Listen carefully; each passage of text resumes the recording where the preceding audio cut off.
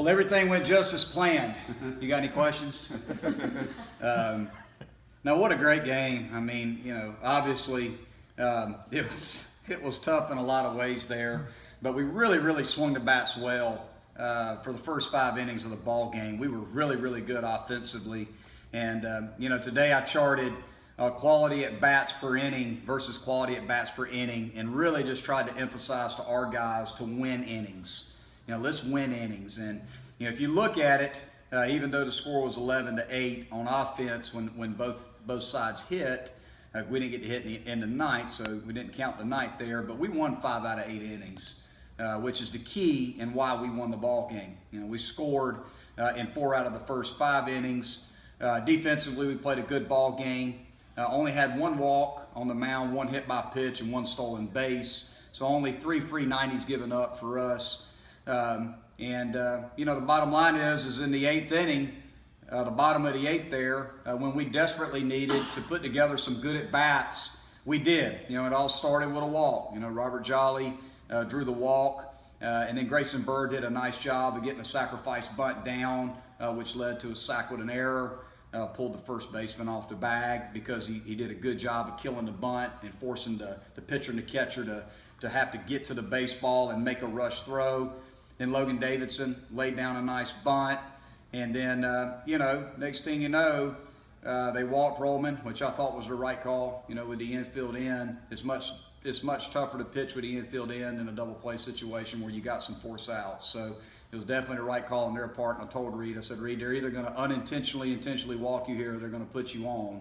And they did. And, comes down to a 2-strike count. And Seth Beer, hit one out of here and did what great players do. And, man, I'm so happy for Seth, who it's been quite a while since he's hit one. And, man, it really was the difference maker, for us, gave us our big inning and a 4 spot right there in the 8th. And then how about Riley Gilliam? He did an unbelievable job there in the 9th inning. Hit the first guy in a 2-strike count, but just stayed poised and was composed and executed pitches to the middle of their order, and we got it done. So it was a great win for our guys. Just so proud of our team and how we competed and how we played. Obviously we didn't execute pitches as good as we would have liked to after really in that 6th inning, 6th, 7th, and 8th. But our guys filled up the strike zone and forced Coastal Carolina to swing the bats. They got a great club, and we needed a game like this. We needed a game. We were up 7-1, and then next thing you know, it's 8-7, and our guys didn't panic.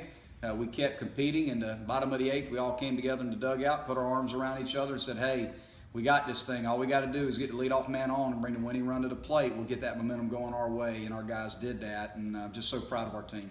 We talked Sunday that you said you just need one guy to step up and get a hit with the game on the line, and we said Seth needed that. Mm-hmm. Is this maybe something that will get both the team and Seth going, you think? Well, I certainly hope so. I mean, it reminds me a lot of, obviously early in the season, South Carolina weekend where we desperately needed a big blast and a big at-bat in a critical situation.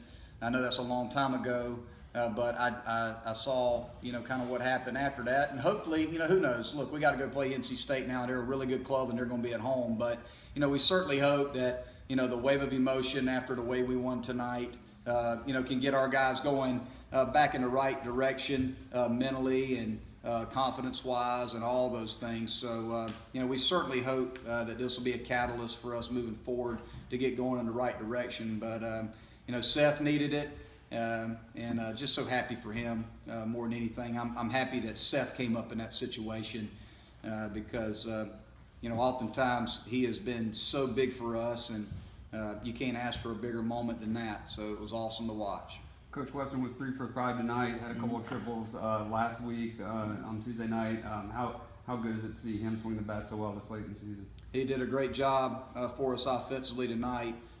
He needs to understand on a arm fake first and third that he doesn't break for the plate. I see him sitting in the back of the room. You'd think a fifth-year senior would know that by now, but we'll talk about that later, won't we, Weston? But besides that, no, I'm kidding. I'm giving him a hard time. But no, it's awesome. The thing about Weston, Jackson, Weston Jackson played at Presbyterian, was an All-American, and he had a goal and a dream to play at Clemson, and he had 1 year of eligibility left. And this is a young man that wanted to come and try to help our program, and he came into the season as a starter, did an unbelievable job in the fall, and he struggled some. But when you look at Weston Jackson, the one thing that I'll say, and I've told him this, I've told our team this many, many times, you look at some of the most critical wins that we've had this year, some of the biggest wins that we've had this year.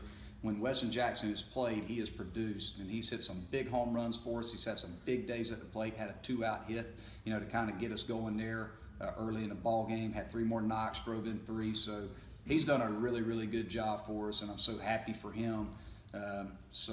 He's a big part of our team, and hopefully he can be a big boost offensively to us down the stretch here. How big is this win for you guys in terms of building confidence? I mean, this is the defending College World Series camps at your place, and especially going into this weekend and the tournament coming up. Well, I mean, it's big for us. I mean, anytime you win a game in that fashion against a really good team and a great program and a team that's used to winning at a high level. I mean, Coach Gilmore and I go way back. I mean, we've had battles for many, many years, and he's just someone that I respect an awful lot. His teams are extremely fundamentally sound. They're tough to beat. They beat you in a lot of different ways, and they charged ahead there at the end, but we kept plugging away, and we found a way to get it done. So it's definitely big for us. We needed a win. I mean, that's the bottom line. We needed to win today. We have, obviously been struggling, but the one thing that I will say is, what's happened in the past doesn't matter. It really doesn't matter. The only thing that matters is what's happened today. And that was our message to the team today. The guys we talked a little bit before the game, had a meeting, and the only thing that matters is right now and today. And we all know we went through a tough stretch, but we keep talking about that tough stretch we went through, and it's still on our minds. We need to let that go. The only thing that matters is what we do today. And what we did today is we took care of business. So, we got to win today. Hopefully it'll give us some confidence going into NC State, who's red hot. I think they had won 11 out of 12, I think I read somewhere. They've got a great team, and they're fighting, to put themselves in a good position going into the ACC tournament. So we got our hands full this weekend, but this is a big win for us, and what a way to close out the regular season here at Doug Kingsmore Stadium. And how about our fans tonight? Our fans were unbelievable again. A lot of energy in the crowd, and that's what we need. We need that desperately. Our guys need to feel that and see that and get energized by it. So we really appreciate our fans tonight and the whole year. And we did not lose a midweek game all year. We've had a lot of ups and we've had some downs, but one thing we've been consistent in the middle of the week. So it's good to close out the regular season here at home with a win against a great club, and look forward to going to Raleigh tomorrow. You've been down a couple of arms in the bullpen for a few weeks now. Are you any closer to getting some of those guys back? We're hoping to get Brooks back. Brooks has been battling some illness for quite a while. We're hoping to get him back. He's been feeling better. Ryan Miller begins playing catch tomorrow, so he'll start his throwing program tomorrow. So we're hoping that we can get him back here within the next couple of weeks, because he's a huge part of our bullpen. With those two guys have been down for a while for us, so if we can get both of those guys back to full strength, whether it's Brooks this weekend, Ryan Miller, hopefully maybe ACC tournament, regional, we don't know. It's just going to depend on the progression of the throwing program, and Chris Williams. We got to get Chris Williams back.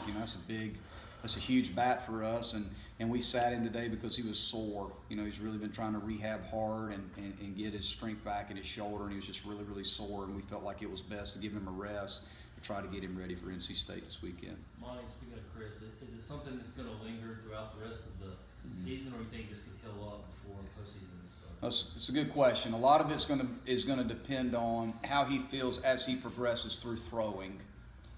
It's just a matter of really just how stiff his arm gets when he throws, how he bounces back, kind of with the day-by-day progression of throwing. He'll be able to hit. We'll be able to use him in a DH situation. But as far as throwing goes, a lot of it, I think we'll know more probably over the next week as far as with his throwing. As the more we can get him out there to throw, and hopefully he can build that strength up, and the inflammation that he has in his shoulder will lessen over the course of the week, or go down, and hopefully he'll be able to catch by we hope by the ACC tournament. But we'll see. A lot of it's just going to depend on how he feels. Today was his first day of throwing again, and he threw light about 40, 50 feet. Thank you, Coach. Yep.